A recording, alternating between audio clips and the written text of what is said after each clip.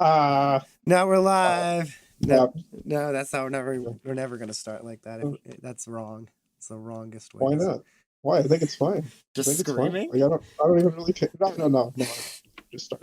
All right, here's what we got to start. We got to start. We're both gonna say "Let's go" at the top of our lungs, and then we'll just cut in No, halfway no, through. no, because that is literally what Maximilian does. Is it Not really? yeah, Because that is literally his start thing.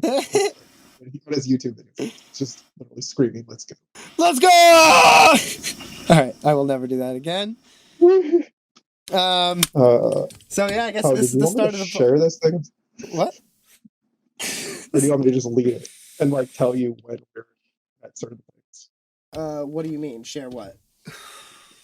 Like this outline I have. Oh, Do you want me to just introduce the yeah, topic? no, you do it. Yeah. I want you to control it because if I'm prepping for it, I'll be thinking too much about what's coming next instead of being in the moment.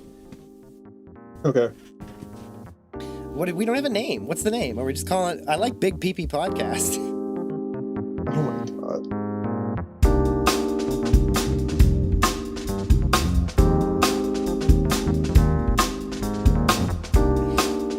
Welcome to the Big PP Podcast with Hero and Poster Ghost.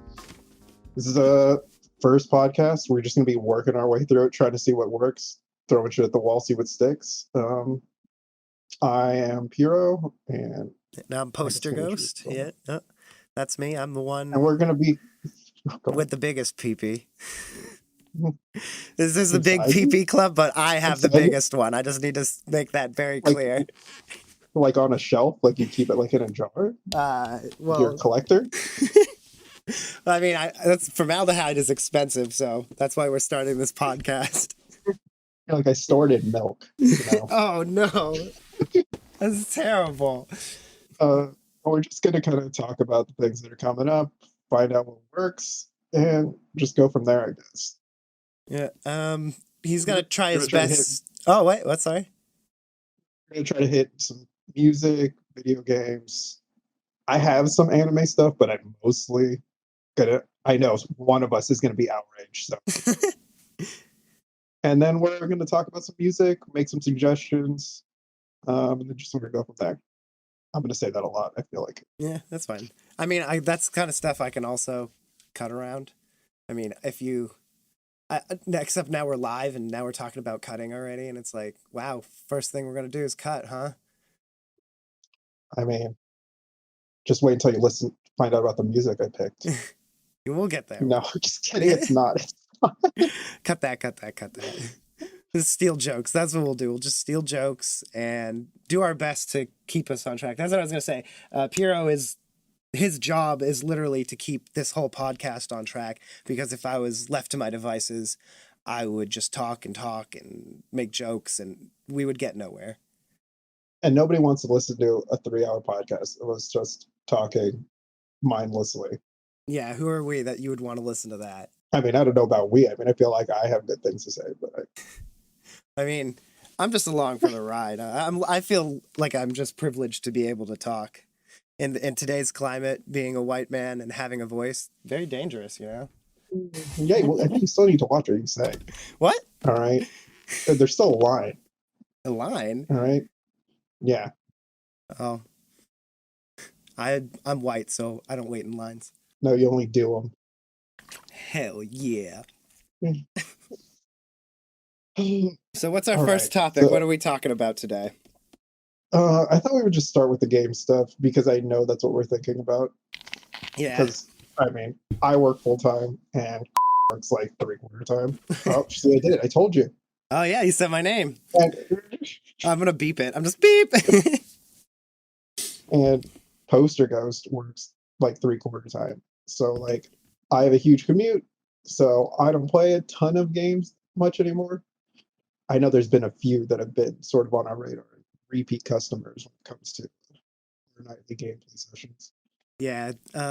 Aside, like, I tend to be pretty casual when it comes to gaming these days. Like, I don't play stressful games like Elden Ring, and it's like even getting me to play something like Call of Duty is a task because it takes so much attention and concentration to play. It's also like you have like a limited amount of time, and like a single session of like Call of Duty might take you 30 minutes. And if you only have X amount of time, you're like, is this really a good way to spend my time, like, getting stressed out, right? Yeah, not only that, but like you don't win in those games. Like you're not having a satisfying experience, in my opinion. Like some people may like that, but I like, feeling powerful and having my little, power fantasy after work, after I've just been dominated by capitalism for 8 hours. That's what it feels. 3 shifts a week for 8 hours, huh? It's really, Yeah, I got that. really got you to the grindstone, huh? I got that. Oh, I got that, 20-minute commute. It's pretty bad. I take the back roads because it's more calm than going on the highway. So if you're expecting to have some Call of Duty or, PUBG or Fortnite or Elden Ring talk, it's very unlikely that it's going to be coming from Poster Ghost, and highly unlikely that it's going to be coming from me. So get ready for this casual corner, which is about the games that we're about to talk about. It's it's either going to be casual, niche, or like probably a JRPG. I think that's our most in common things that we talk about. Or it's going to be like the big games, because I try to play the big games, like the AAA titles. Yeah, that's not with as my limited amount of time. Not as important to me. Plus, I don't like playing full price for games, so you'll get bargain bin from me for sure. Oh wait, we can also like, I mean, if you want to like plug your like retro game shit, like I don't know if you're doing it, but I haven't been in a while. I mean, talk about that. I'll talk about it. Yeah, I mean, like so, we never really did like formal intros, but if you search us on Google, I don't know if you'll find anything about Piero. You might find like but I don't know if he's keeping that private. Or I mean, that seems really homophobic for you to put in the. All right, fine. It sounds like you're gonna get canceled. Like I feel like that's like using the R word. Like you can't use the R word. I can't say. I feel like that's not okay. I mean, it's not okay to. Now who's getting canceled? No, I'm saying it's not okay to like, because you're using it in a derogatory way. Yeah. Okay. All right. Cut that. I have been working on a retro game channel for YouTube, and I have some music on Spotify and YouTube as well. I've been hacking at this entertainment business thing for longer than I'd like to admit. Like half a lifetime? At least. Yeah. Unsuccessfully, too. So, real fun. So it's very good music. It's very... Yes, it's a shining recommendation from Piero over here. No, I mean, you like basically shit on yourself. Yeah, I know. Like, I've got no success. Well, maybe they can assume it's because, I don't have a following, or I didn't, put in the legwork there. It could be, I could be a diamond in the rough. Like a lad? You're a lad? I mean... And instead of Abu, you have the spider? Like... That's a pretty creepy Aladdin. I mean, I think that Jafar would have spiders. Am I learning something about myself right now? Making derogatory jokes? Keeping spiders? Am I the baddie? Damn it! Are we the baddies? Yeah, are we the baddies? I said your name skulls too. We have skulls on our outfits. I am wearing. There's a ghost on my shirt right now. Well, I mean, I feel like we should go with the one that was on a bunch of people's Game of the Year list, Vampire Survivors, which is the one you've been playing more in like the last few weeks. Yeah, but I did start. It was like you were like, what should I be playing? I was like, why don't you just play Vampire Survivors? And then it was like crack. And then you're like, what are you doing right now? Every night? Every day? Yeah, well, the thing is I also started on the same bullet hell game that I think Piero started on. He might have started on Vampire Survivors first, but he got me hooked on a smaller copy called Rogue Genesia, which we'll get to it eventually, but in my opinion is the superior game.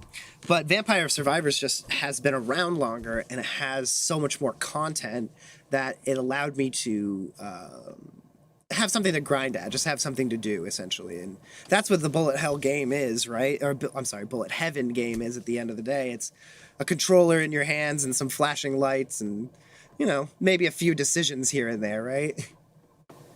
Well, it feels... I've sort of heard it described more as being more of a Zen game than Rogue Genesia is, because Vampire Survivors really feels difficult only in the very beginning, right? Yeah. When you're still building like your basic weapons, like you're building your like whatever you're gonna do to survive. But once you get like in Rogue Genesia, you hit that limit of like, okay, this is just slow, and then you feel pretty powerful, like maybe 4 or 5 minutes in. Whereas I feel like in Vampire Survivors, that limit takes say, somewhere between 10 and 15. Yeah, And that's about right. And I think you failed to mention the dash. The dash makes Rogue Genesia. It's like one of the best added things that makes it feel so much faster and smoother. Because in the beginning of Vampire Survivors, just collecting the gems from the the one or two guys that you're killing with your base one levels weapons is it's tedious. It takes so much, and you're dodging enemies just to get gems to level up. So it's like if you don't hit that curve in the beginning, it makes the rest of the game hard. As opposed to Rogue Genesia, where I feel like the dash mitigates that difficulty. well, and the thing is like I feel like the rogue light part of Rogue Genesia is more pronounced than the one in Vampire Survivors, because we're talking about the dash, but in the base game, I believe you don't start with the dash. You use the souls tokens that you get to start with more dashes. Oh, I think you're right. So It's just been that long since I played it. Yeah. yeah, and I think it's something we sort of take for granted because like I think I have 5 dashes right now, like starting, and it's hugely different than when you have like one or zero, Yeah, which is like the thing that frustrates me about Vampire Survivors. that's a Like you big don't have that feeling of control. yeah, that's a big part of Vampire Survivors too, though, is investing into the character to get stronger. Like that's kind of like the progression. That's how they can have a limited amount of level variation and still feel like it has progression through those. Is like because by investing in your character, you get to go longer and therefore try newer and better combinations. Yeah, whereas I think like the challenge in Vampire Survivors has to do with you picking the different characters and having to build a kit based off of that. Mm-hmm. Whereas Rogue Genesia, it's you have so many more abilities that you can pick from, and it's more about building the character that way, but Mm-hmm. also like the specific challenges that they give you. Like I know what I was doing one like right before this where you can only pick like 2 weapons. Mm-hmm. And it's like it makes you think about things very differently where it's like, okay, well maybe I need survivability. What are the best 2 weapons I can get? Yeah. And then just sort of going from there. Whereas I think in Vampire Survivors, because there's so many characters, because there's like over 20, right? There's even more than that. There's a whole secret character thing too. Yeah, so like when you look at that, it's like okay, and I almost think of it like a MOBA, right? Where Mm-hmm. like you can pick any of these characters, but unless you have like a ton of experience, you don't completely understand like, well, what are the best things to start with this? Like, Right. when you're playing Dota or League, you pick You your starting couple weapons, right? you need to know what disadvantages using that weapon and what synergies work well with it, so you know how to plan your build as it grows. And I think that's that whole thing, like the whole thing about these games is like they give you this sense of not only Zen, but like for me, Rogue Genesia really about like seeing all the big numbers, right? Hmm. Like trying to build these dumb builds together. Whereas I feel like sometimes Vampire Survivors really feels like before you like starting getting into the like end game, it Yep. really feels like it's really about survival, right? Like you're trying to put together a build based on the limited ability they give you to Hmm. And the limited manipulate. choices, because you get more weapons by unlocking more characters. So the more you play, like basically in the beginning you start super specialized. You say, okay, this is my favorite weapon, I know how to build from this, right? And then slowly you start buying more characters, and when you buy that character you also unlock their weapon in the shuffle. So like that's how you kind of grow, and then you're like, oh, this works, and then you're like, oh, I could start with this guy and build this way instead. And then by the end game you get guys who are just broken, so you don't have to worry about that.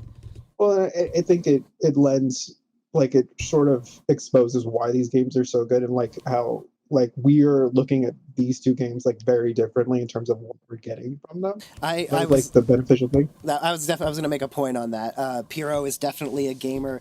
This is the cyberpunk example is my very favorite example of our play styles. When I play a game, I'm playing it purely for enjoyment and fantasy.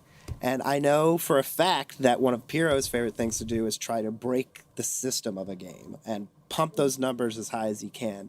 And when we played Cyberpunk, he was playing a crazy hacker sniper, and he was like, "Yeah, I'm doing like fucking." It was like 6 digits of numbers and ridiculous stuff, and I was fighting Smasher with a punching build and saying punch, punch, punch, punch. So that's the difference of the depth of our gaming style. I mean, it's true. Like we have very different styles, but I think that we both sort of, not to not to switch topics too quickly, but Mm.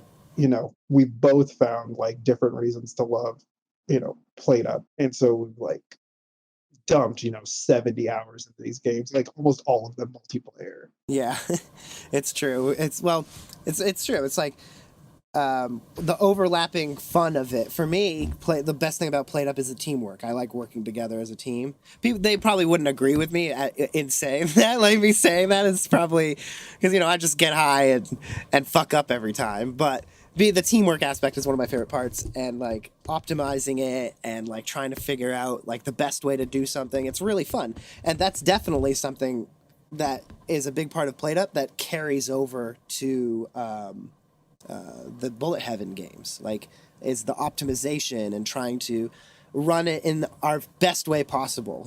Well, and I think it's like, I think in essence it's a lot like, what is it, Unrailed, like where those games are behind like this guy's, oh well, this is just a train game, you're just placing tracks, or this is just a cookie game. But realistically, with these games, it's actually puzzle games. Yeah, Like they're puzzle games trying to get things optimized. Like you think about things like, how quickly can I from this place to this place, where is the optimal position for this thing, yep.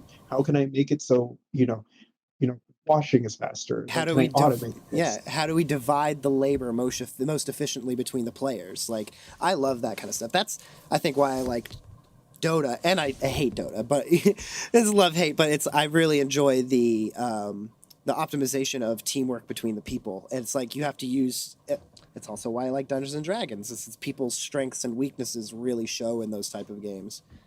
I think that Played Up right now is sort of suffering from the same problem we were kind of talking about with like Rogue Genesia. Like it's not necessarily a lack of content, it's like I get that feeling of the beginning of a Vampire Survivor session where like, okay, well I have to do this bullshit for like 10 minutes before like the game really starts, right? And Yeah, the fact that like the higher end items that like increase optimization are sort of gated by the late game hmm, is very frustrating, because like those first, like we do every time, like we just try to max out the first 3 times and we basically have it like on point. Like, okay, well we get the research dust, the plates, we upgrade a sink, like it's always like the same few rounds are the same. yeah. Whereas like you almost want to start, like I understand that we can do like a new game plus with the franchises, but it I I'm fairly certain it still restricts access to the higher end stuff, and it just makes the beginning harder.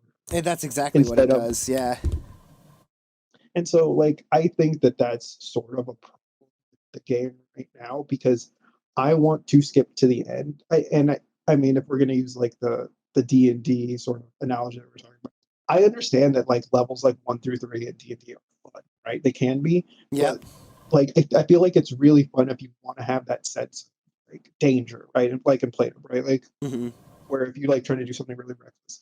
But I would rather just be starting at level 3, level 5, and just be like, okay, I can really plan something, build some characters, Well, try to get things optimized. in that same metaphor, I feel like there's not a lot of investment in the beginning. Like 1 through 3, almost 1 to 5. It's like if you fuck up, you're just like, well, let's just start over, or like this isn't gonna work, or if something bad doesn't happen, it's like, well, whatever. It's not like we were on day 10, and it's that same level of investment. I think that gives it worth. So it's like when you're playing those first 3 days, it's literally just like, okay, let's go through the motions.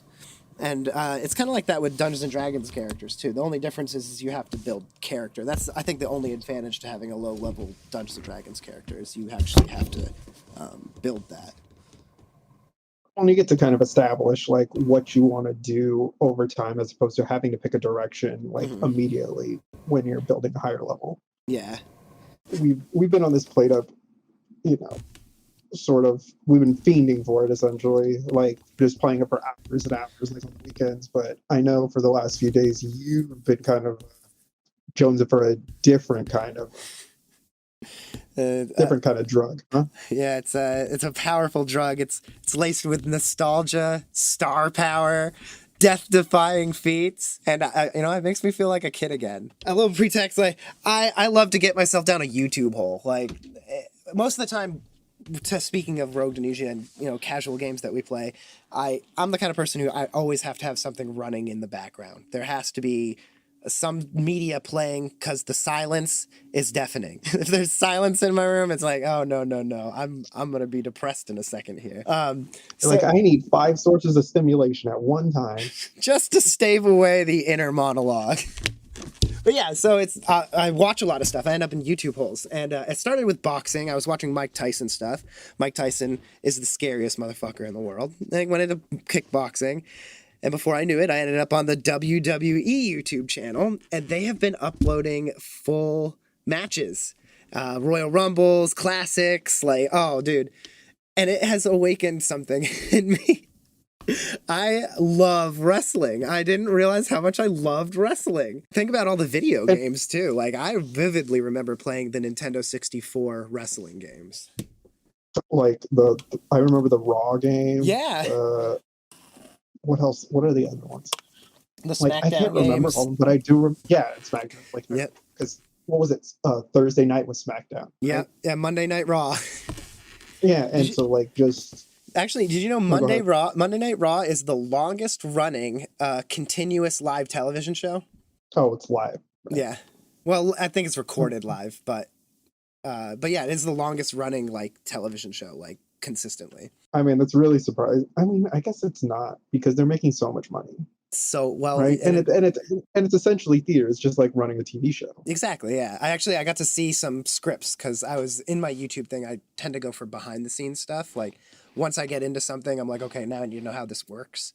And so I've been looking at a lot of not well, I've been looking at a lot of like behind the scenes stuff, Vice documentaries and mini docs on YouTube. And then I've also been listening to the Stone Cold Steve Austin podcast, which is amazing. I don't care what anyone says. Hearing the fucking rattlesnake himself talk about fucking putting Splenda in his coffee is the funniest thing in the world. I love him. But yeah, they talk about how loosely scripted it is because it is a scripted show, but it's loosely scripted, and it's more scripted now. In which I don't really like the modern wrestling. I will admit I have been just watching nothing but nostalgia era wrestling, like the early 2000s, like Attitude Era when The Rock and Stone Cold were really like big into it. And then kind of earlier than that, I like the Andre the Giant, Hulkamania, Macho Man kind of stuff because that was just wild, so riddled with drugs and just ego and oh man, it was wonderful.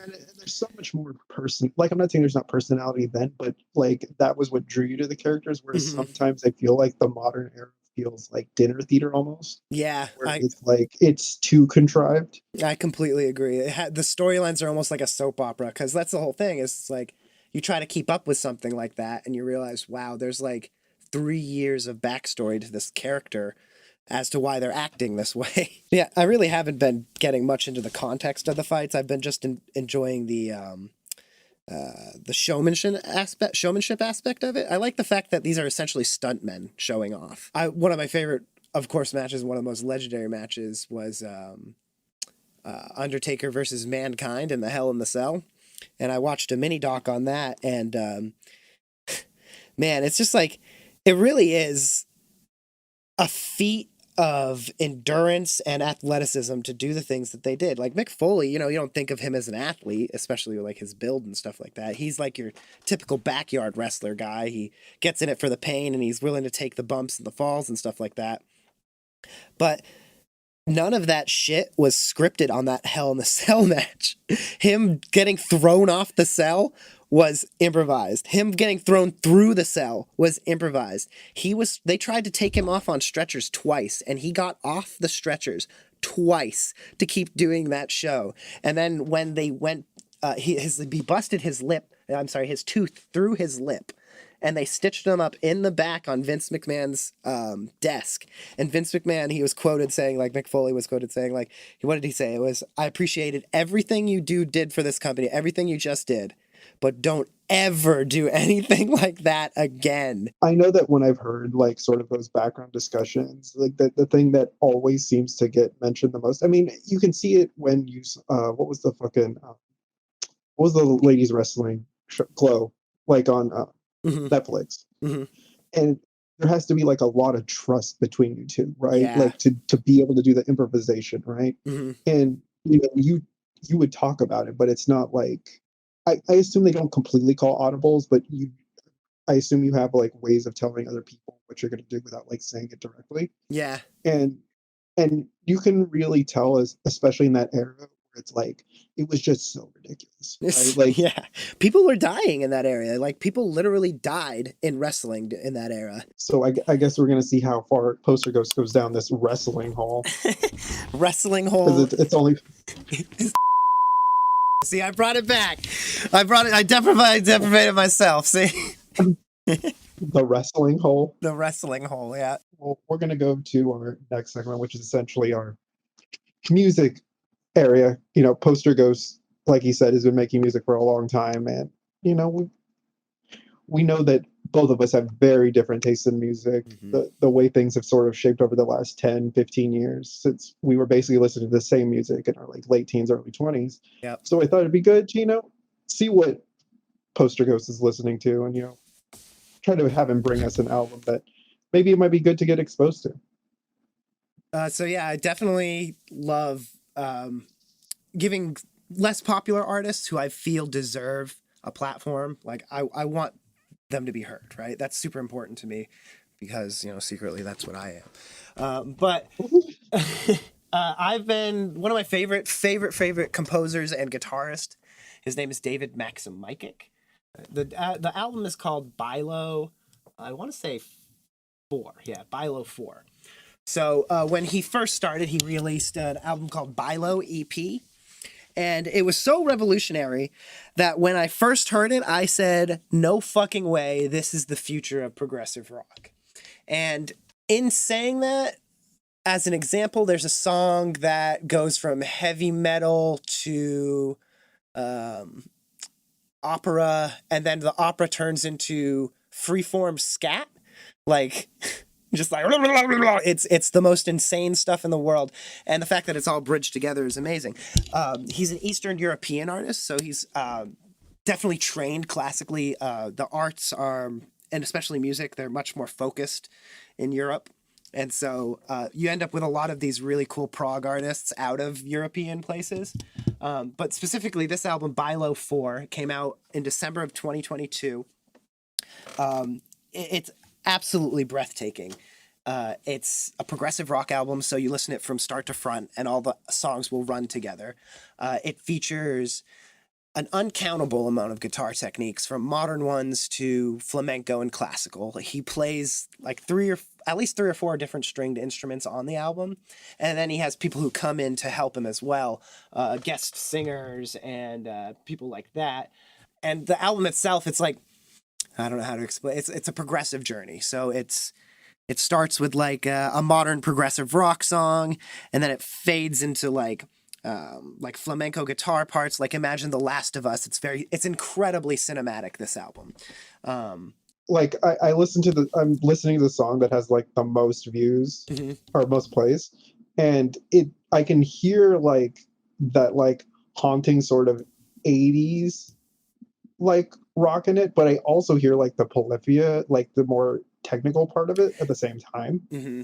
And it's like you can hear the shifts in between everything. This is dynamically one of the best albums in I've heard in a long time. Like big problem with a lot of modern rock, and especially modern progressive rock, is they lost what kind of gives it its emotion, and it gets so technical that it loses the ability to feel.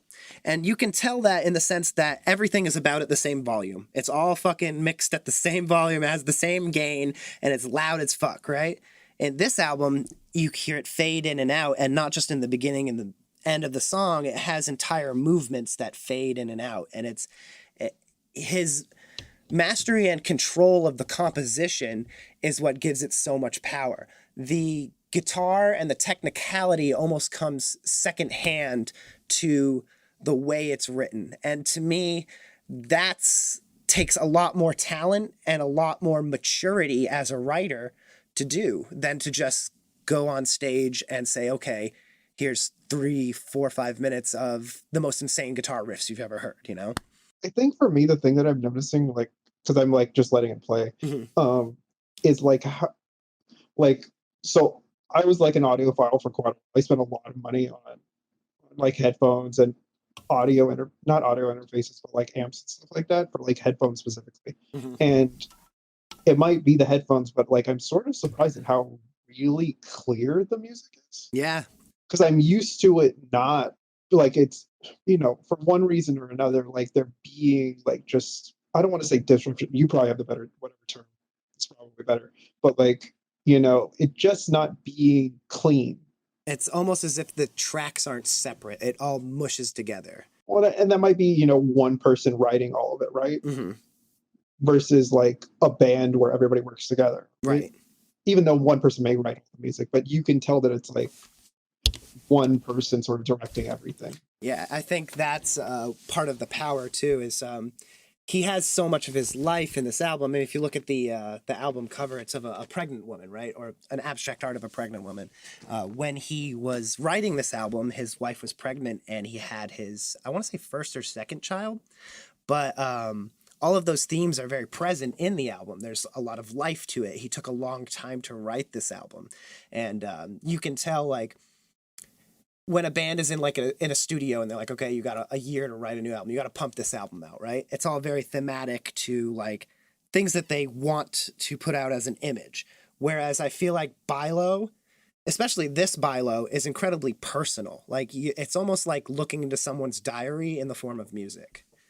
I mean, I could tell you right now that I already added it to a playlist. So Wow, that's actually impressive to do. So just a little context there. Normally the stuff I show he is not very interested in because it is a lot of the opposite stuff. I'm a music major, so it's really easy for me to be like, oh, this is a really intriguing chord progression or intriguing technique that I've heard musically, but then have it come off to someone else being like, well, this is obnoxious. for me, I can understand like the art of it, like why it's good. Like I can understand the technicality, but it also not be enough for me as a layman to like realistically just be listening to in the car, Right. like I think part of the reason I think I can listen to this is because there haven't been lyrics yet, if there are, but like I think that makes it easier to listen to, so I can it's not getting muddled up Right.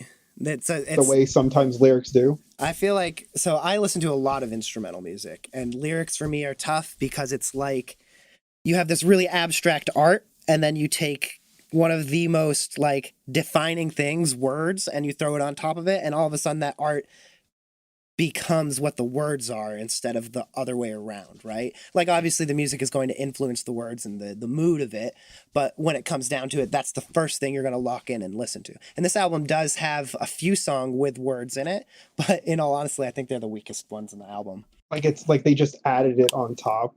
That's Like kind of what it's because the singer is one he worked with in the previous Bilos, so it's almost as if he had to include him. like almost like it was forced. Yeah. Because I feel like this album was so strong, and then you hear the one singing, and you're like, oh man, like, because another problem with the singing is you have to rely on a certain type of structure to create lyricism, right? Like a sort of repetitive structure. And it kind of, I feel like it's restrictive to his creativity. I think like not having it be one vision anymore. Like you feel like you have to go out of your way. yes, to accommodate this structure that existed outside of the vision. Mhm.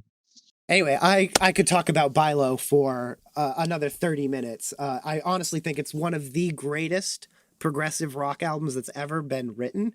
And I think it's some of the best composition that's ever been written. There's a song in there. I couldn't tell you. I listened to the song the album beginning to end. So sometimes the songs get muddled for me. I think the song is called Away. I'm not completely positive on this. But there's a song in there that has no guitar. It's literally strings, horns, piano, and it's a waltz. and it's one of the most beautiful modern compositions I've ever heard. Like it stands up to like Mozart level compositions in my opinion. It's more dynamic than Romantic or Renaissance era music because it has so much influence from the modern era. Like it's amazing. I mean, like I'm looking at his profile right now. I mean, he has 100,000 monthly listeners, which isn't like, but I know that you're not getting paid that much for Yeah. 100,000 Spotify. He doesn't do any he doesn't well, I saw him on tour once. I've only seen him in the States once. But he doesn't do vinyls, he doesn't do CDs, like he doesn't do any merch, and it's because it's like a passion project for him. He's like after he did this album, I think he's taking a break from music to raise his family. So Is this his like primary career? I don't know. I know I'd have to look that up. As far as I know, this is all he does. Oh, okay. I think he's a music major too. I could be wrong on that though. Like, so you said you said Middle Eastern? Is that what you No, said? Eastern Where's he from? European, I want to Oh, say. Eastern European. Yeah, yeah, yeah. You know, like how old is he? Like, He's has he been working on this for a long time? well, he's younger than you'd think he is because he came out actually pretty I want to say I found him recently, like within the past 5 years. So hang on, let me go to his page here. His first album came out on it was Bilo. Oh, he doesn't have all of them on here, but he has Bilo 2 because he started pulling some of his other stuff. But Bilo 2 is back in 2012, and I came aware of Oh, so him. it's still a while. I became aware of him at Bilo 3 though, but it was like right before Who Bit the Moon came out. So probably like 2015, 2016 is when I became aware of him. And I think I saw him in concert. That was a while ago. That must have been. It was right after or right before I broke my ankles. So that was what 4 or 5 years ago. Yeah, it's like a long time ago. Yeah, it's been a while. But yeah, we were eagerly awaiting Bilo 4 because the album that came before it, Who Bit the Moon, was a really amazing like cinematic guitar masterpiece too. So you're just like oh my god, I need more from this guy. That was what I thought anyway. So I need to hear what this guy comes up with next. And have you seen a progression over time?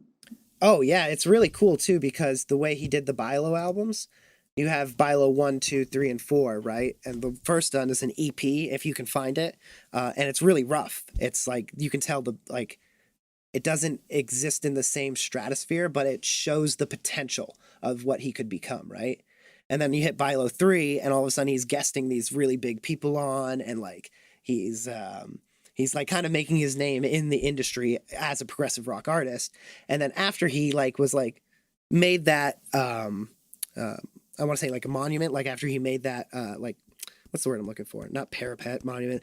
Like he made that climb, right? Like after he planted his flag, that's when Mhm. he knew he could act creatively. And that's when he put out Who Bit the Moon, which had like no heavy parts, like, you know, like no whittles, no chugging, but it had like cinematic piano interludes and like violin swells and like everything that I think made it so great and unique and really showed off that he was beyond just a guitar player, right? And then Bilo 4 was a combination of both of those things. So you can, so it seems like he's really transcending like his own music at this point, Oh, right? Like he's actually still growing as an artist. I completely agree. He completely transcended out of the because like there's like your levels like Polyphia, right? Like Polyphia is they're a Mhm. touring band, they're sold out, but their music, sorry to say it, doesn't have a lot of depth. And then you go up one more tier, right? And this is gonna be sound like people are gonna be mad that I'm gonna say this, but you have like animals as leaders, right? They're the ones who pioneered all of the techniques, and so the depth comes from his ingenuity, the fact that he created this. So when you're hearing it, you're like, oh, that's a progenitor of all of the stuff that we're hearing now, right? And then one tier above that are the people that use those techniques, but then take it a step further, which are people like David Maximykic. Um, I don't even think Animals as Leaders does that because they stick too hard to the progressive metal format. Like I need to make something that's palatable that will not necessarily get list radio play, but like will be listened by the gent group or the, something like that. The metal groups, essentially. It has to be heavy. Do you feel like some of the more commercial bands are like, because like I hear the techniques in the songs, right? Hmm. Do you think that some of those bands like find a technique or like some, whether we say genre or style, and then just stick to that because that's what's made them commercially successful and don't try to innovate their sound at all because it's risky? I think that's exactly what happens, actually. I don't think it's that they don't want to innovate or they don't think they're innovating, but I would definitely agree with that. Some people, they find a niche and they stick to it. And I don't think there's anything Well, I mean, wrong with that either. I think there's definitely a market for that, and there's definitely something to be said about finding your genre because I've yet to find mine. I think, so as a musician, I think when you reach a certain point of playing, right, it's hard to stick to one thing because you want to do everything. You're like, how can I just do this one thing over and over and over again in different variations when I could do so many different kinds of things? well, I think that's sort of a reflection of like us getting older in general too. Like think about like how much we were influenced by each other or the radio Hmm. or video games, for music, whereas now, like, I haven't listened to the radio in forever, and Yeah. my tastes are basically dictated by how I'm feeling and sort of, using the radio function Spotify to generate playlists from the music I'm already listening to. Hmm. It's sort of just guided that way instead of it being like I have to. I mean, if we want to sort of use the analogy of this album in general, right? Like we're looking for the music for us. We're not looking for the music that helps us relate to everybody else. I think, well, that's also the way that we ingest music now. The way that music is given to us, it's different, right? Like, and I think a band, you've probably heard the band Thrice, but they called it a digital sea. And we choose where we want to fish. Hmm. Well, I think you can see that from like when we started in like even in like Pandora, right? Hmm. Like having to discover artists through Pandora, and like Spotify is just a much better version of that, right? In terms of exposing you to different sources. Right. Or more I mean, I personalized know you're on sources. like I know you're like on like Reddit message boards and all that stuff. So you're getting Hmm. like exposed different ways, but like this is primarily how it is for me. And Spotify has just become radio, right? Yeah. No, I completely agree. I mean, although I do get some of my recommendations through, like, I would say it's like 75/25. Like 75% of my music is found through my Discover Weekly at this point. And then the other 25% is either through live shows or recommendations or other algorithms such as YouTube, Reddit, and things like that. But it does create almost it's kind of the same effect that social media has, where we end up in echo chambers, but it's like an echo chamber of our own music, and it makes it you kind of get into pockets where it's like, oh man, like I'm moving further and further away from this, so it's like harder to listen to something like this, right? Well, and then it becomes, I mean, at least in my experience, it feels like a pendulum sometimes, right? Where Yeah. you go way too far. And like, I think about it like when I was listening to like more technical music, you're trying to appreciate it more. And then Yep. it's like, you go too far and you're like, I need something simple. And like, that's when I like shifted like way back to lo-fi, right? Because it's Hmm. very simple, not complex. I can just listen to it. It's easy. I don't have to pay attention to it. But I find myself now like starting to swing back the other direction, like looking for more complexity and Hmm. whether it's lyrics, like the music composition, I can see myself shifting back the other direction. Maybe not necessarily what you would listen to, but Right. I know that like my tastes will like waver. Like not and I said to myself, like it's very much dictated by my like how I'm feeling, my emotions, like what I want to listen to. Like, is But it? So I have a question about that. Then, do you tend to want to amplify your current emotions, or like are you trying to antagonize the emotion that you're having, or are you trying to like resolve it? so at I would say if we had had this conversation, 15, 20 years ago, it was about amplifying the emotion. Yeah. But now I'm way more aware of it. Hmm. And so, like, I've been going through some shit for like the past like 2 months. And I understand that keeping those songs will keep the emotion there. Hmm. And I'm like, okay, if I don't want that to happen, I need to not listen to this music. And I bet our Spotify's look very different because like my Spotify literally has dates in it where like I start a new playlist and it and if I go back because I have it like all the way back to like 2016, Nice. like Yeah. I can tell exactly what was going on in my life Hmm. when these songs were there, based off of like sort of the thematic elements. Well, you know what's really And so, crazy go ahead. about that, just like a side note, is I've read a really good book about neuroscience and music, and that's exactly how music works in the brain. Music will attach itself, like, or at least the things that make music attractive to the human brain, it happens between synapses. And so essentially, when a synapse fires to another, like when you make that connection in your brain, the space in between those connections is where music occupies. And so you're and when you listen to that music, it literally reactivates those connections. I literally have a music psychology book on my bed right now. Oh, nice. Hell yeah. It's Musicophilia Uh-huh. by Oliver Sacks. Nice. This book's like 15 years old, but it like talks about like how uh, it really reflects on. I bought it like a couple weeks ago, but I haven't started really reading it. Uh, Um, but yeah, I understand that more about me. And like when I was looking, not to get ahead of ourselves, but the next section is going to be about music that I'm listening to and sort of having Poster go sort of reflect on what these songs are. But I could tell that like, oh, okay, I can tell exactly where I was emotionally like when I was picking these songs. The specific example I can think of is like there's a playlist like it's probably from 3 or 4 years ago that I have where I can pinpoint exactly when like my grandma died yeah. because like, the music drastically changed like in the middle of the playlist. It was like he was And listening to like Dragon Force, and then it immediately was like, all right, we're going to the used. These. no, no, I mean it wasn't that, but No, no, like I it know. was definitely way more emotional. It's like, Hmm. oh, we're having a good time then, and it's like, oh no, we're having a very bad time now. I think with you, you're definitely looking at the complexity and the art of it, and Hmm. for me, I'm really looking at something that resonates with me. Hmm. And I think when it's instrumental, it's very different because it's the implied emotion, Yep. right? And a lot of times like I need the lyrics to really resonate, but that's also a problem, right? Hmm. Because if lyrics don't resonate with me, I tend not to like the song. Like Right. if the lyrics do shit or something like that, I won't listen to it. But if the music is good enough or affects me that much, I can do away with that. But it's about balance, right? Hmm.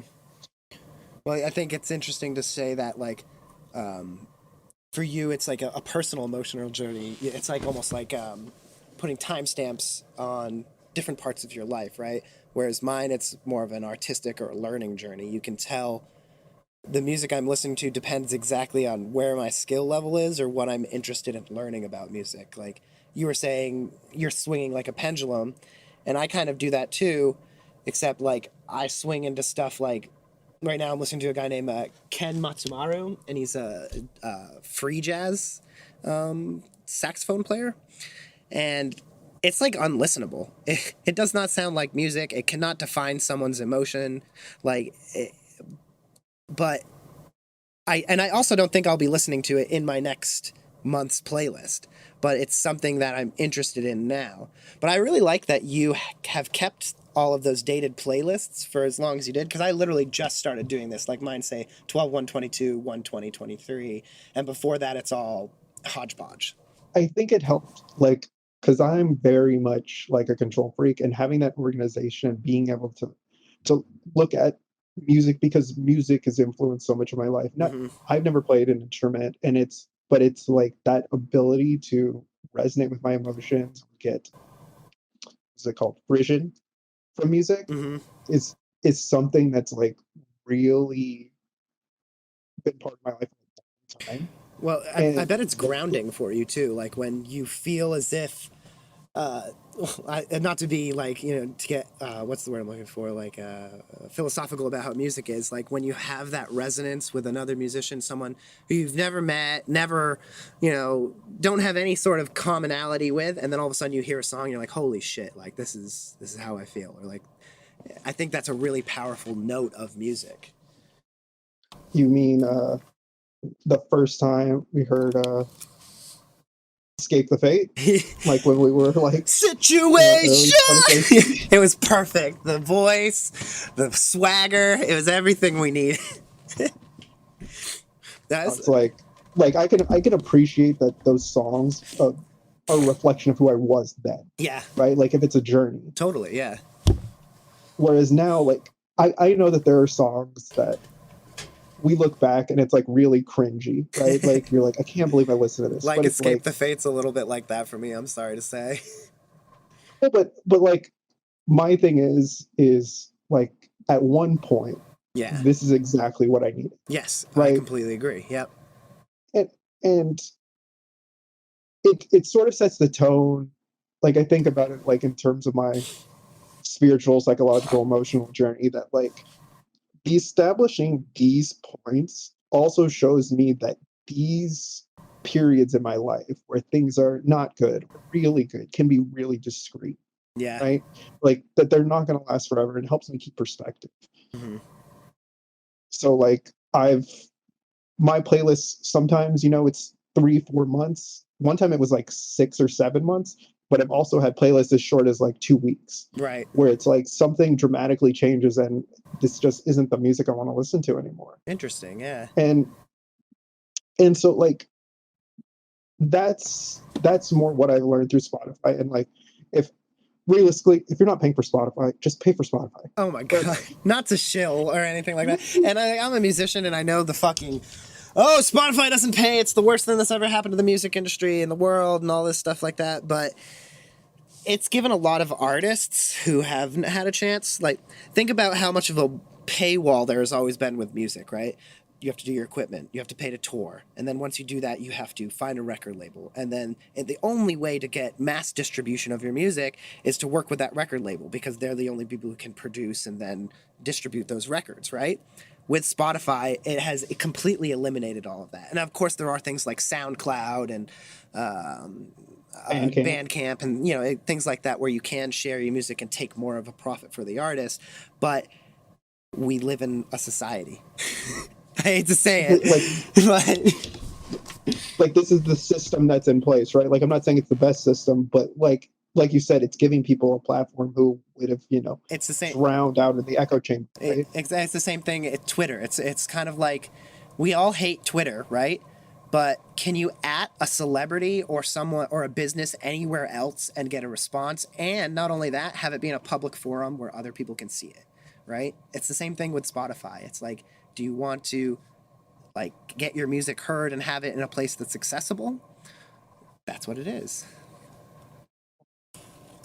Well, I think that's sort of like a good transition for like our next little segment, because like so what we're gonna do is I've picked two songs that I've had time to pick out these songs, but in the future we're gonna do basically songs that I've added in the last week or so.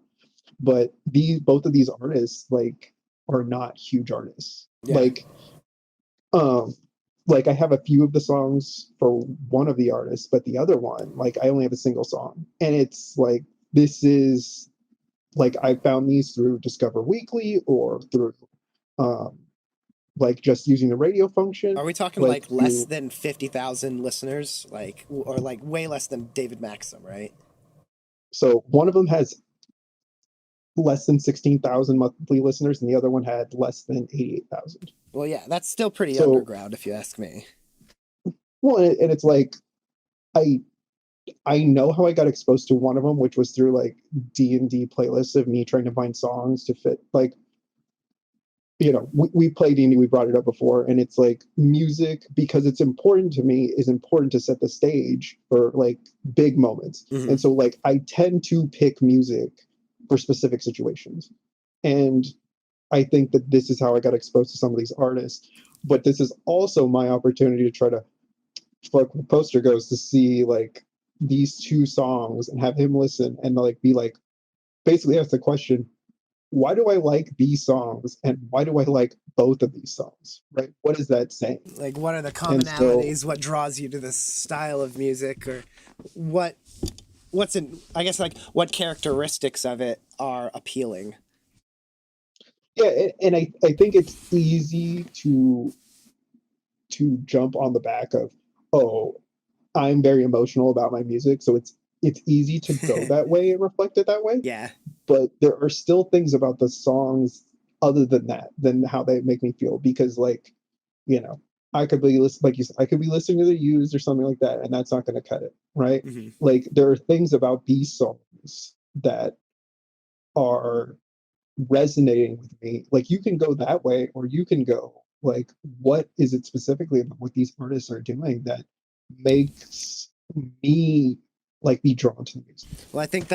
I think that's what's interesting about showing someone, like if you have a personal connection with something and you show it to someone else, you break that existential barrier, right? And all of a sudden you have a second objective viewpoint as to what makes the song good or bad, right? And our different styles of listening, I think, is going to complement that really well. So, I mean, we're going to jump into it. Or the way we're going to do it is I'm going to send the links to Poster Ghost, and he's going to listen to them. We'll post the links in the video just so you can know the songs. And we'll let you know when they Ep2, start too. We'll do a beep or something. and you can follow along. Okay, I'm going to send you the first one right now. Okay. Oh man. That is one hell of the an first album song- cover. Like the first, so if you want first reactions, right? The song is called Chinese Warlord. It is by a band called Error 37. And the album art is incredibly colorful, but it looks like it was done in MS Paint. Is this the underground? Is this the 1600 or is this the 80? this is a 16,000. Okay, that's what I would. They get more views on this video. This video has 36,000 views, but the song is also over 2 years old. Okay. I mean, my songs are over 10 years old and they have 100 views. So good for him. Good for him and his MS Paint.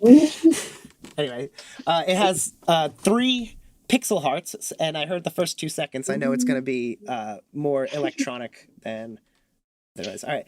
Okay. Let me know when you're playing it so I can listen to it too. Okay, I'm going to count down, and starting Chinese Warlord in 3, 2, 1.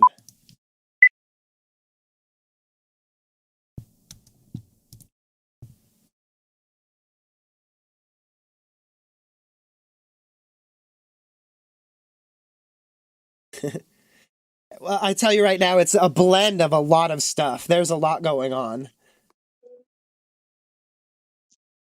My first thoughts are like 303 and Enter Shikari, but then it drops into a pop punk chorus. And then it just went post-hardcore. Yeah. But the synth work makes me think of early post-hardcore. Oh, then we got bass drops. Yeah. Wow, there's a lot going on. I like the synth there. I think part of it like is the contrast between like the simplicity in the background and like the tones they're using relative to like the vocal.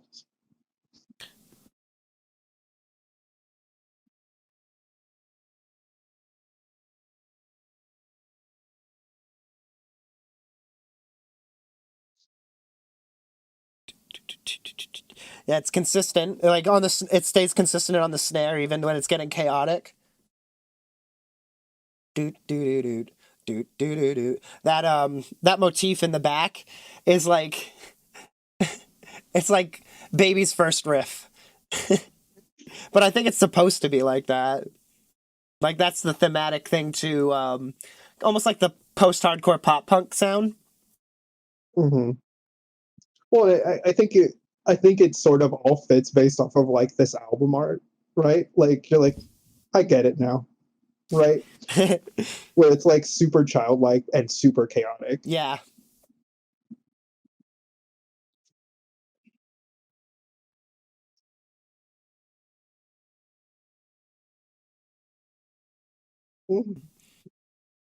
So like, because you know you could totally see this art on a T-shirt, right, at a festival. yeah. Oh, dude, totally. It's like I can see him like 2-stepping on stage and like Yeah, it's like you can see. I see this album. Like I can see them performing. Like I know exactly what era it could belong to. When was this made? This was made 2 years ago. 2021. That's wild. There's such a resurgence for this kind of stuff right now. It's insane. Well, and I think it's like sort of that second coming. Like, I mean, what Fall Out Boy just made another song, right? And Yeah. it's like there's a market for it now, right? Like the people who are listening to those music as teenagers have money now. Yeah, that's exactly what it is. Which is kind of funny because it's you have to ask yourself, is this the new dad rock? I mean, I think it is. You do? Yeah. I don't disagree with you actually. Well, I mean, I think we go down those rabbit holes sometimes, right? Where you listen to that music, right? Again. Oh yeah. And look on it fondly as a relic of the time period. I said the Used earlier because that's definitely one of my go-tos for like that era of music. And I think like the incredibly dining, like the biggest defining characteristic of that style of music is the vocals, and more specifically the vocal accentuations, like the gus and the I don't know what you'd call that. Like it's like the scooping sound, but it's like the skater voice, I would call it. I see. I think this sort of like you brought up that point, and it makes me think of because it was MCR, right? Yep. It's going to autoplay the next song. Oh, I paused it already. Yeah. Okay. Yeah. Yeah. The MCR, when they brought out that new song, it seems so derivative and it seemed to not innovate at all. Where I think that the people who are going to make the resurgence are going to be the ones who still innovate without just trying to be nostalgic. Okay. So what this Era 37 is incredibly derivative, and I don't think it's negatively derivative. I think it's derivative in the sense of an homage, like derivative in the sense that only a younger group imitating an older style could deliver it with energy like this. Does that make sense to you? Yeah, like like there's no way MCR or a band like that could keep making music like this with the same intensity, I don't think, because just their age. It's not bad music. It's not necessarily something I would listen to, and it's not innovate. Oh, that's what I was going to say. It's not innovative in the sense that it's something new. It's innovative in the sense that it's combining old things into something new. It's very postmodern, but it's really hard to get away from that now too, I think. There's a new genre. Because so many things have been done before. Yeah. Oh, totally. And it's like, even if you listen to older music, like when it was first starting, all they're doing is taking pieces of different kinds of music too, like R&B turning into, blues and rock and roll and all that kind of stuff. It's all derivative of something else, you know? But there's another genre of music that's a lot like this called hyperpop. And my buddy Greg, who I was in his studio recently in California, he showed me some of this stuff, and I was like, oh, this is where that kind of sound is moving to. And it's that angsty teenage sound, but it has an influence of hip hop in it. And so it's like, imagine pop punk, but electronic. Back to Basics featuring Angelus in 3, 2, 1, play. Yeah, you got the 8-bitty like synth part of it. But it's less driven by the metal and aspect and more driven by the hip hop and pop aspect, I feel like. More 303, you know? Oh yeah, it has more of the cry. But you hear the similarities, right? Yeah. Like this feels way more poppy. Way more modern, right? It's got like the hip hop kind of vocals, but then super poppy backs. I almost feel like this song wouldn't be able to make it on the radio. I don't think it would either. But that's the thing. All of our music wasn't on the radio in the beginning either.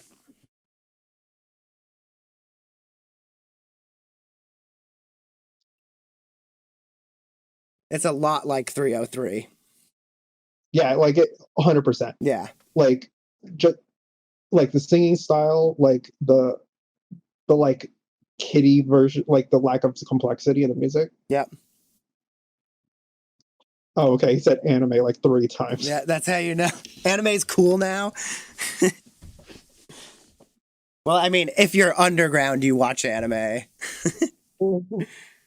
I was like, this sounds like an anime intro. Like if you took out the vocals. Exactly, right? It's really funny how much that has crossed over into culture now. Like, I remember being a kid, and I mean, not in the defense of the other people making fun of me, I did wear trip pants and I was a fucking menace. But I just remember people looking back at me in disgust and being like, you watch those Japanese cartoons? Now we're here. Now everybody watches them. Yeah. And like you don't want to gatekeep because you want to be inclusive. I'm gonna gatekeep so hard, Zach.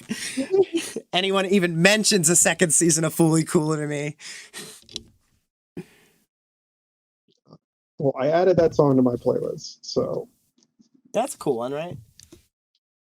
It's different. But yeah, I mean, I don't want to go too far off topic because we're gonna have more opportunities to speak on it, I think. But yeah. What's the second song you wanted to send me? Okay, so my whole point was to try to give Poster Ghost like 2 songs that are very, very different. And the whole goal is to try to get him to figure out why I like. Oh, I can already tell this is gonna be way, way different. Like if you just look at the 2 difference in the what's it called? The album covers. I can guarantee you I'm going to enjoy this a lot more. This is just where I'm at musically. I can already tell. I heard one piano note in the beginning. I was like, oh, this is going to be beautiful. So it's called A Million Dreams, called by Florian Burr. I'm assuming Florian Burr is the name of the artist, not the name of his... I believe the band. album is A Million Dreams and the song is called I Remember. Okay, yeah, I remember. Okay, 248. It's all lowercase, so there's a good chance we might end up in a lo-fi zone. Okay. And we're playing I Remember in 3, 2, 1, play.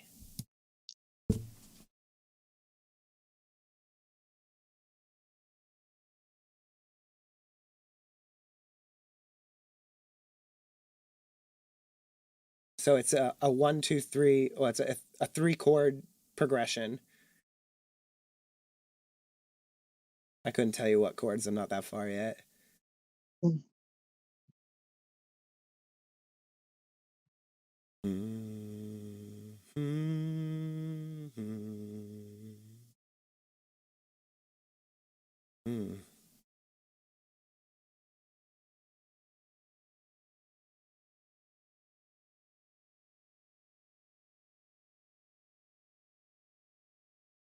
So both songs, the first similarity I notice is this one sounds like a music box. Like it's piano, but in the way it's playing, it makes me think of like a lullaby or a music box, right?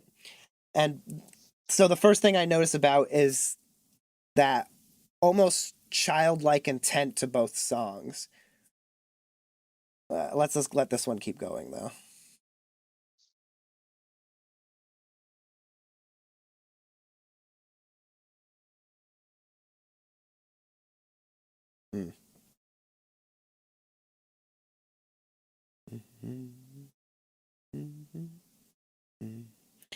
This is really nice. I mean, it's beautiful. So, so this is actually the song that I played after you guys left Camelot in our D&D campaign. Huh. Like when you guys were on the boat. Oh, like kind of looking, almost looking back and forward at the same time. It's like it's almost like I could get really philosophical. This kind of music, I love this kind of music. So it's like carrying what you had before with you into the future. Yeah, it was very much about like you guys remembering what had happened, but taking that with you, right? Giving you a reason to keep pushing forward, right? Like it's more like a somber feeling, right? Than like to feel devastated by what had happened. There's definitely a tinge of sadness in it, but I feel like the sadness is what gives way to the hope. Like you couldn't have hope without sadness, right? And there's definitely a hopefulness to that song. Oh, that's how it resolves. I thought I was gonna keep going. Man, that was nice. So I would definitely give that a second and third listen. um, that was I mean the song itself is beautiful. It's concise. Um, it's not complicated as it's definitely um, sounds more complicated than the other song. But honestly, the other song had a lot more going on musically than this one did. But I don't think it takes a lot to put forward an emotion. Like, oh man, like this music is so much harder to analyze and apply a concrete description and like, oh, this is where it sits, this is how it exists, uh, because it is more personal. Like, it's a single artist. He's it's a single instrument. There's no one else writing with it. It doesn't. He's probably not writing it for anyone. Like so. Um, if anyone he is writing it for, it's I don't know. It doesn't. It's not complicated. So he's not like showing off technique. He's just writing a really beautiful movement within that simple chord progression. And I think there's something to be said about that. I think that's what gives it its nostalgic innocence, is because the chord progression isn't uncommon. That da da da da da da da da da da. You know, like you hear that all the time, but it's the personal connection to the music that gives it its power. I mean, in the same way we were talking about the album you shared, like it's you can tell that it's way more about capturing an emotion, Yeah. right? Like in terms of the way we're describing things. Mm-hmm. And I think it's that like not the interpretation um with like such simplicity, I think is what sort of draws us to it. Mm-hmm. And like I definitely get like the lo-fi part of it, but I think that it's like it's something about the simplicity, almost like a poem, right? Like you can Mm-hmm. capture so much emotion and like with so few words, right? Yeah. With and in this instance we're talking about like so few notes, right? Mm-hmm. Like the second song is like what 35%, 30% longer than this song. Yeah. I really like the artist in general because there's a lot of songs that I have by the artist Mm-hmm. in in my D&D folder specifically, and but I have songs on my playlist, and it's just something about being able to like isolate, right? Like I would listen to music like this, lights off, just headphones on, Mm-hmm. like, and just really experiencing it. Whereas like the other song, I feel like I'm not doing that.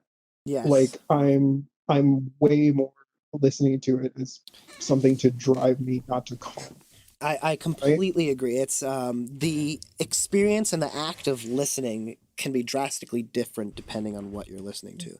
Like listening and analyzing this song takes a lot more focus to do so because it's not necessarily driven by a vocal or a riff or a sound, right?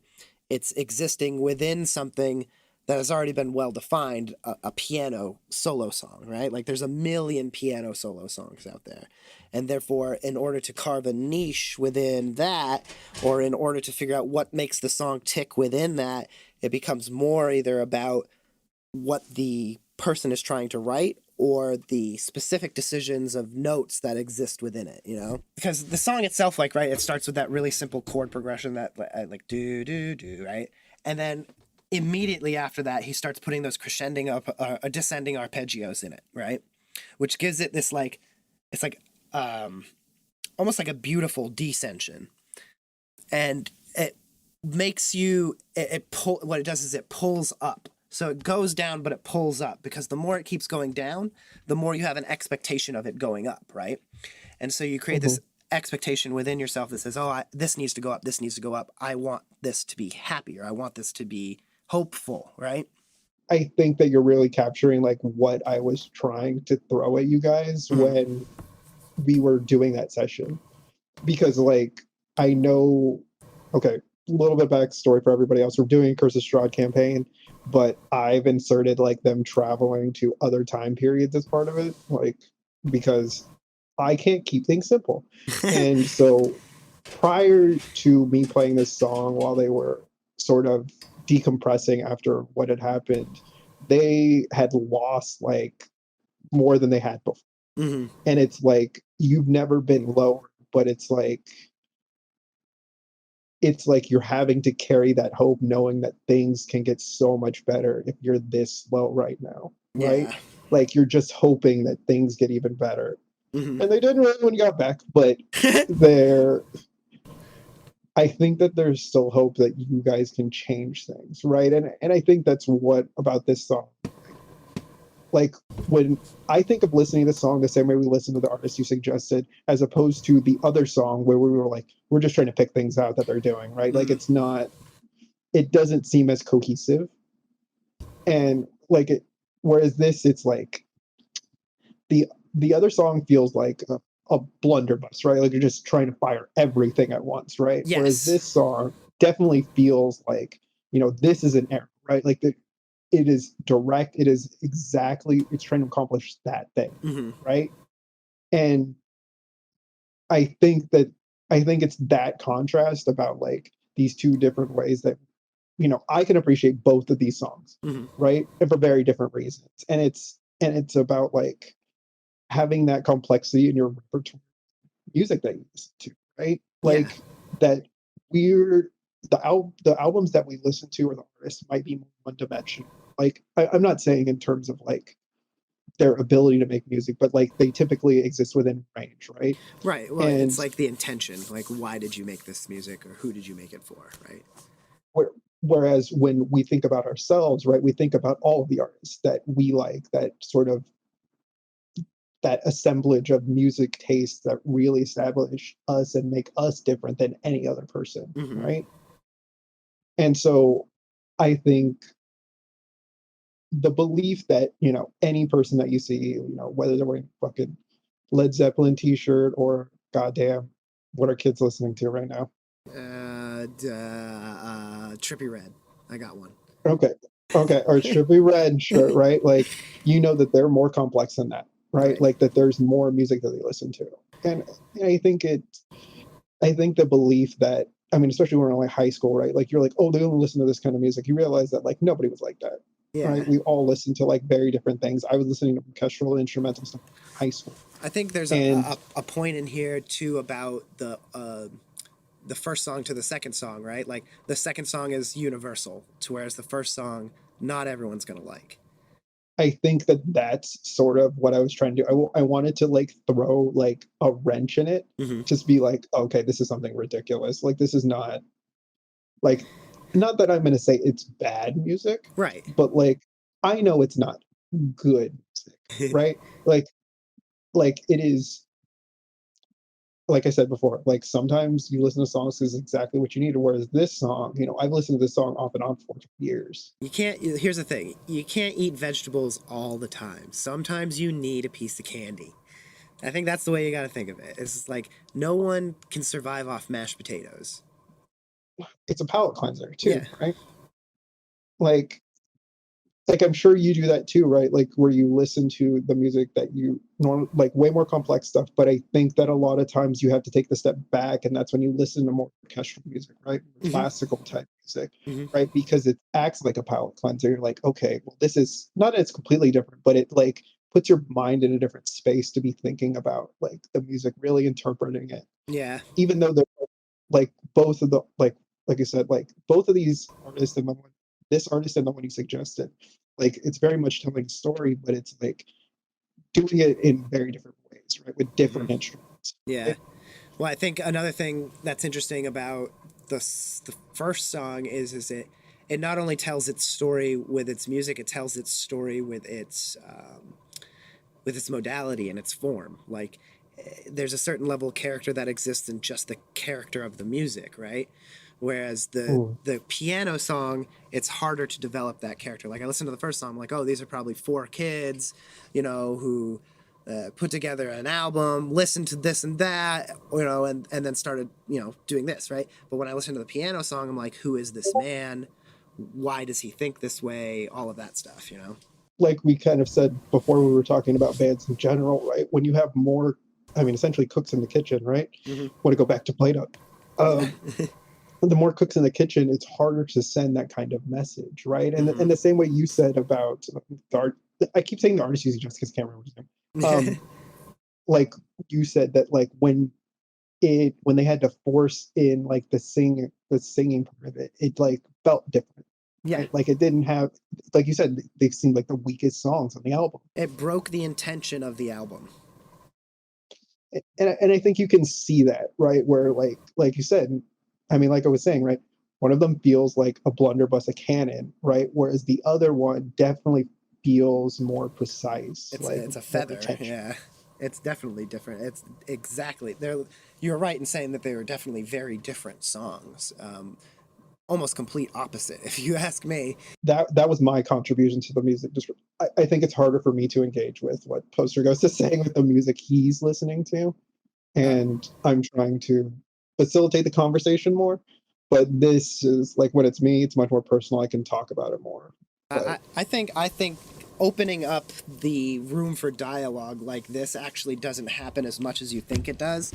A lot of people never ever discuss the songs that they listen to. And I think it's funny that you assume everyone listens to classical music, because I know for a fact that there are people who never hear an instrumental song in their life. They only listen to what comes on the radio. They only listen to pop music.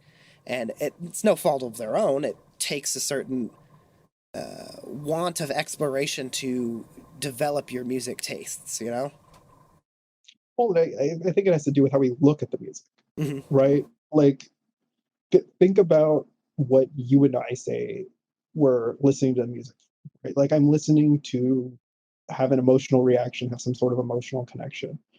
Like not to say you're not doing this, but like Mm-hmm. you're looking at complexity, you're looking at like Well, technique, that kind of stuff. Whereas I, other people, I don't know. yeah.